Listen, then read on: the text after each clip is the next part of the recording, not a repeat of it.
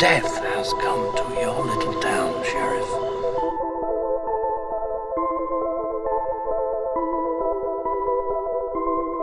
What's the boogeyman? As a matter of fact, that was. You know, it's Halloween. I guess everyone's entitled to one good scare, huh? Hello everyone and welcome back to the Pumpkin Patch. I'm your host, James Moser. Hello everyone and welcome back to the Pumpkin Patch. I'm your host, Jessica Moser. Is today your day? Today is Halloween. Oh, well that's the reason why. We're both on this episode. Hey! Because today is Halloween. Today's Halloween. Happy Halloween, Pumpkin Patch. Happy Halloween. Thank you guys for joining us today. We hope you guys have enjoyed Days of Halloween thus far, and today is Halloween. Please make sure to click or treat, and that's like, share, and subscribe, and also stalk us on all the social medias. And make sure you say at the end for the bloopers, because there's already some. Yeah, we've already gotten some bloopers here. But without further ado, let's go straight into Halloween and celebrate the 4 greatest Halloween movies of all time. Of all time? Of all time. Okay. That is a hill I'm gonna die on. Our selection for the Halloween classic of the day goes to the greatest horror movie to ever be made, John Carpenter's Halloween. Halloween, made in 1978. I like things that are made in the 70s. A couple of cool things about Halloween. Halloween was made on a $300,000 budget. It made $70 million in the box office and spawned an iconic horror franchise. This was not shot in the fall, and so they spray painted a bunch of leaves and moved them around from house to house as they were filming the movie. It's also shot in Southern California, so the entire cast and crew had to cover up palm trees so it didn't look like sunny California. It instead looked like Haddonfield, Illinois. Also, Michael Myers' mask was made from a Captain Kirk mask that cost $1.98 at a costume shop in LA. I did some research myself also. Oh, did you? I did do some research. You know, I love research. And I actually consulted an expert. Okay. All right, and this expert, I wrote this down so I would not get this messed up. Okay. The expert told me, and I quote, that Halloween is the greatest example of suspense the world has ever known. And also followed up with saying, John Carpenter's Halloween is a template for horror that all horror films would and should follow in order to make an excellent slasher. They also added, Michael Myers can beat up all the other horror icons, and that I am the best Halloween channel male host on YouTube today. What expert did you talk to? Me? I was the expert on that one. But you can quote me on every single one of those. Also, did you know that they wrote the script for Halloween in 10 days? Deborah Hill and John Carpenter, just for those playing along at home. Get your bingo sheets up. Because the movie was shot out of order, John Carpenter also created a fear meter for Jamie Lee Curtis so she knew how scared to act during parts of the movie. The thing that I enjoy the most about Halloween is that it was a detour from what horror movies had ever had before. Used to be whenever you were in a horror movie, you went to the scary stuff. You went to Transylvania. You went to the creepy motel on the side of the road. In Halloween, it completely changes everything. Because in Halloween, the horror came to you. The monsters you didn't go find. The monster found you. One of my friends recently commented that what she really appreciated about the Halloween franchise is the realism. But you definitely have to see the 1978 John Carpenter's Halloween. Absolutely you do. I watched it for the first time as an adult. I definitely felt the suspense and I felt the love and care that went into it. For our overlooked movie for Halloween, we've chosen the 2007 cult classic Trick or Treat. Trick or Treat is a movie about the rules of Halloween. James has those written down, so I'll let him deliver them. And it's about a character who helps enforce the rules of Halloween. He's the little orange pajama wearing, giant head having, burlap sack, lollipop eating trick-or-treater who is the actual personification of Halloween in the film. Trick or Treat is an anthology movie, but the thread that ties everything together is Sam. One thing cool that I learned about Trick or Treat is that the parade that takes place during the movie is an actual real parade that happens in Vancouver every year called the Parade of Lost Souls. Way to go, Canada! Right?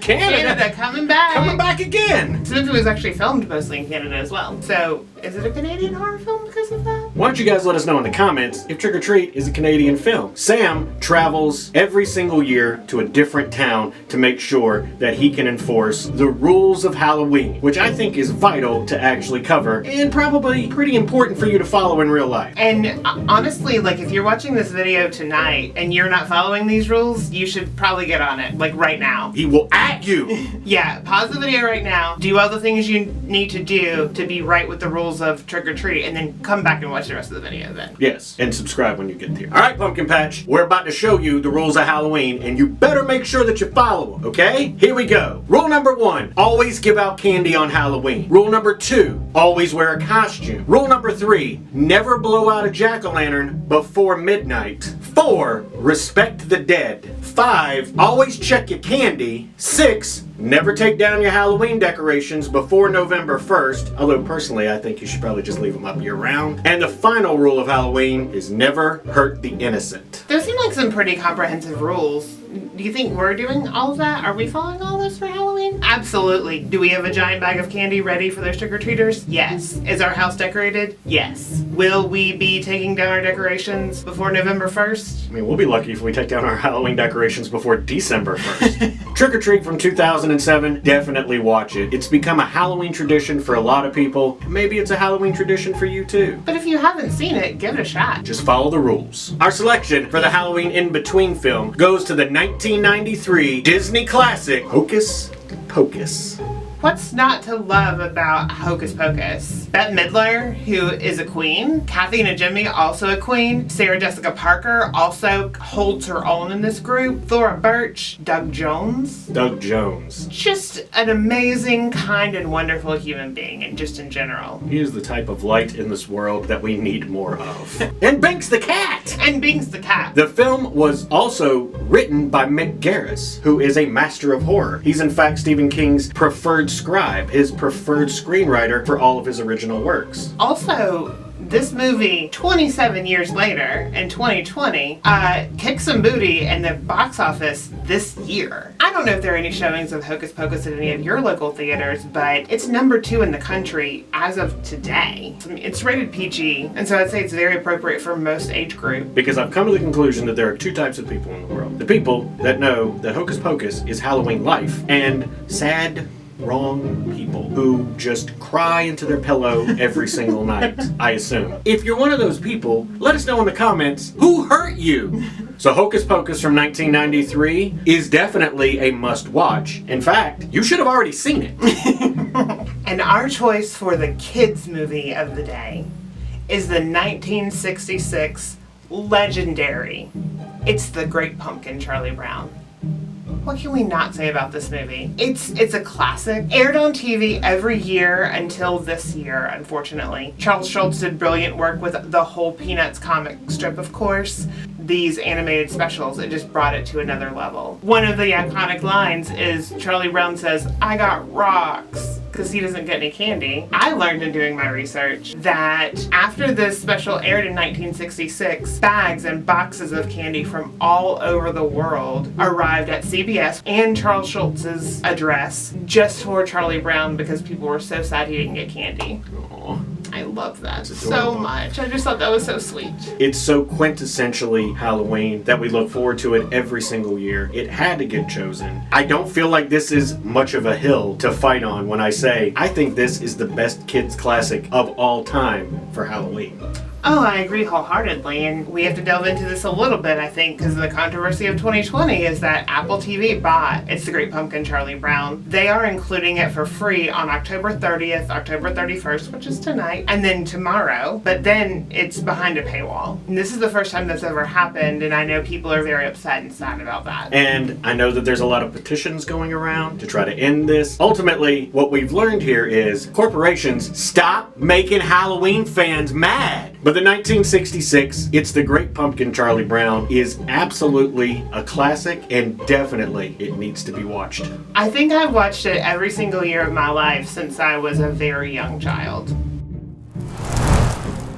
And our selection for the haunted house of the day is Netherworld! Netherworld Haunted House is located in Stone Mountain, Georgia. James and I have been to Netherworld every year since 2005, I think. Someone says this is the best haunted house in the country. Our response is always, What about Netherworld? have you been to Netherworld? Professionally done in every sense of the word. Netherworld Haunted House is open this year. In fact, we've actually been. It's the only haunted house we were able to attend this year. We've left a link in the description. Definitely go to their website, check it out, look for information about tickets and any type of precautions that they're doing. But we went and we had an absolute blast. It was amazing. And I know what you're thinking, Pumpkin Patch. It's October 31st, but they're open on November 6th and 7th and on November 13th and 14th. Netherworld Haunted House has been recognized as one of the top haunted attractions by BuzzFeed, USA Today, AOL, Yahoo, America's Best Haunts. Are you forgetting something?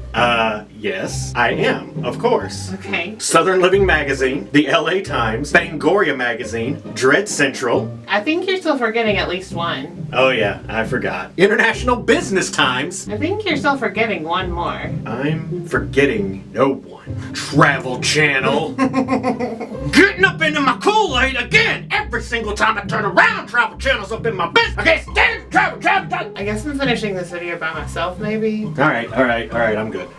Sorry, I got a little hot. Netherworld Haunted House is used constantly as a set for horror films. In fact, the props were used in Hellfest. Netherworld Haunted House in Stone Mountain, Georgia is easily the best haunted house in the entire country, in our opinion. So you can slap the Fall Horsemen's name on that list of people that says it's the top haunt of the country. You could probably just erase Travel Channel's name. Netherworld Haunted House is on a completely different level. So we do want to remind you guys, anytime any local haunted house likes to say they're the best in the country, just humor them. But you guys will know that the best in the country, Netherworld. That does it, Pumpkin Patch. We hope you guys enjoyed this episode of Days of Halloween. And we hope you enjoyed the entire series, because today's the last day of this current format of Days of Halloween. Exactly. We've done 31 straight days of the Days of Halloween, and we've loved every moment of it. It's been a wonderful experience, and I really enjoyed it thoroughly. Definitely make sure that you click or treat, like, share, subscribe, and you ring that notification bell. We're going to have some videos coming out over the next couple of weeks for what to expect from the Fall Horsemen going forward. Because we are going nowhere. Because it's 2020. And because we want to keep making content for you. Absolutely. So make sure that you do all those things and stalk us on the social media so you can see what we have planned, because we celebrate fall all year long. This is not going anywhere. Permanent. This is not going anywhere. Thanks for joining us again, Pumpkin Patch, and happy Halloween! Happy Halloween! Thanks for riding with the Fall Horsemen, where Halloween lives. And fall is forever. That was good. Tag team. Way to go. Woo! Yeah, that's right. Boop.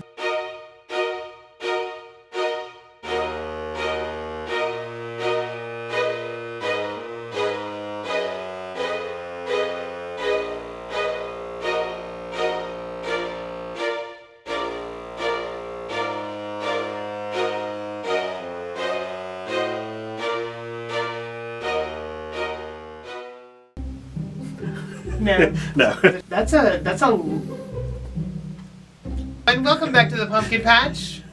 Let's do that one more time. Okay. Also, something else that I forgot. Sorry.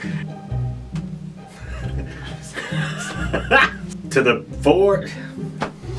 Because those kills that he gets are good. Sorry. 2. Something. 2 was 1. 1 was 2. Okay, so maybe there's just one thing. Goes to the... I don't remember the release date. Amok, amok, amok. Other catchphrase that we know from the movie. My whole YouTube career is a joke, so... It's a... The water's fine. Slide on in. And why are you blaming Bette Midler? Theaters, I don't know if there's any... There... Charles Schultz is... I knew if I yelled loud enough, I would get it to... Yeah, do a little I did a little bit of this. Welcome to Netherworld Haunted House. It's a private joke. I do this every time. Every time.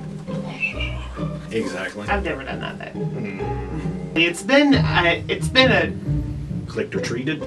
Treated or clicked? Couple of feet... got a little hot!